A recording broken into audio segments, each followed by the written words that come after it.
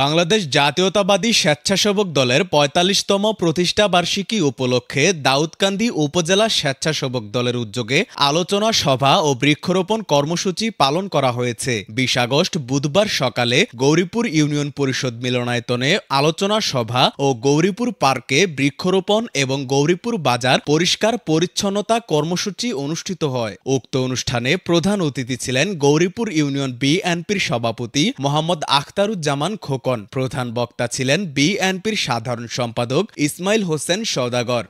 তারেক রহমান সাহেব বলছে যে সামনে আমাদের ইলেকশন, কঠিন ইলেকশন।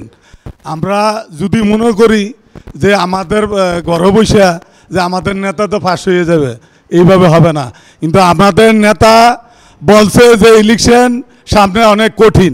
কিন্তু আপনারা যারা আছেন, যে সেন্টারে যে ইউনিয়নে আছেন, আমরা সার্বিক যারা আছে এলাকার লোকজন আছে তাদের সাথে সার্বিক আলোচনা করবেন যে আমাদের নেতা ডক্টর খন্দকার মোশাররফ হোসেন সাহেব এবং ডক্টর মারুফ হোসেন সাহেব যাতে বিপুল ভোটে পাস করা যায় সে আলোচনা আপনারা রাখবেন।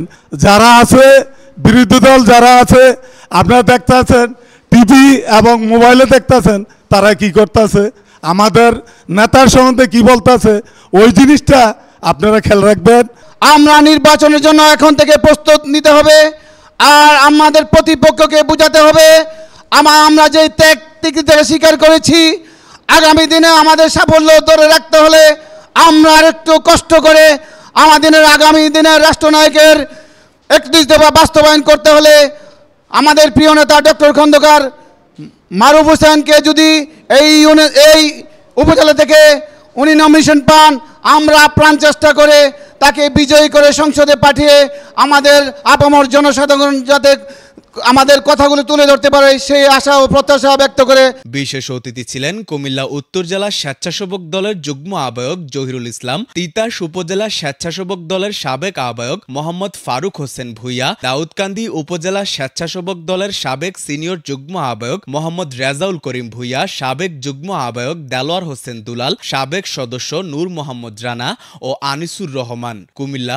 উত্তর জেলা স্বেচ্ছাসেবক দলের আহ্বায়ক কমিটির সদস্য আশিকুজ্জামান ওমি।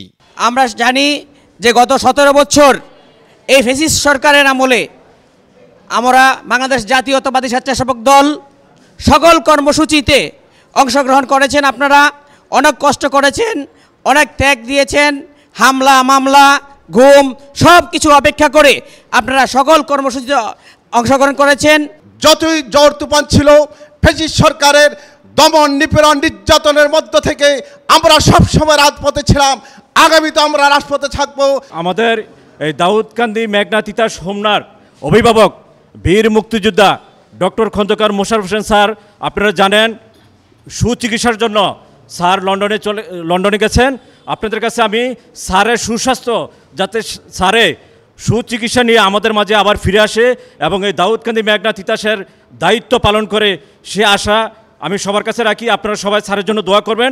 আমরা আশা রাখি ডক্টর খন্দকার মোশাররফ হোসেন সাহেব দুটি আসনেই উনি নির্বাচনে অংশগ্রহণ করবেন এবং তাদের এই নির্বাচনে ১০০% নির্বাচনকে সফল করার লক্ষ্যে এই দাউদকান্দি উপজেলা স্বেচ্ছাসেবক দল সর্বোচ্চ ভূমিকা রাখবে। দাউদকান্দি স্বেচ্ছাসেবক দলের সাবেক সদস্য সচিব মোহাম্মদ শিপন তালুকদারের সভাপতিত্বে অনুষ্ঠান সঞ্চালনায় ছিলেন কুমিল্লা উত্তর জেলা স্বেচ্ছাসেবক দলের সদস্য মোহাম্মদ নুরুজ্জামান। এই কাজটা হচ্ছে মানবতার কাছে, এই জন্য শহীদ প্রেসিডেন্ট জিয়াউর রহমান এই স্বেচ্ছাসেবক দলটি আপনার করলেন।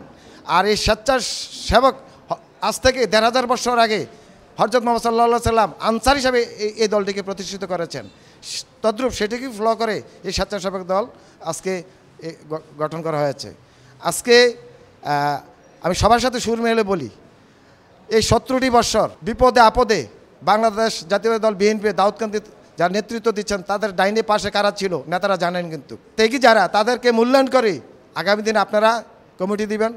ইভেন আমরা স্বেচ্ছাসেবক দল যারা করি রাজনীতিতে হেসিং থাকা ভালো, কিন্তু এটা হেসিং থাকা, গ্রুপিং থাকা ভালো, কিন্তু রাজনীতি হেসিং থাকা ভালো না।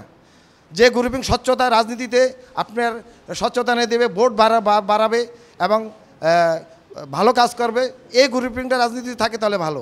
শহীদ রাষ্ট্রপতি জিয়াউর রহমান 1980 সালের 19 আগস্ট বিএনপির অঙ্গ সহযোগী সংগঠন হিসেবে বাংলাদেশ জাতীয়তাবাদী স্বেচ্ছাসেবক দল গঠন করেছিলেন। জাতির দুর্যোগে, জাতির ক্রান্তিকালে কোনো স্বার্থ ছাড়া নিঃস্বার্থভাবে মানুষের, বিপদগ্রস্ত মানুষের পাশে দাঁড়ানোর জন্য।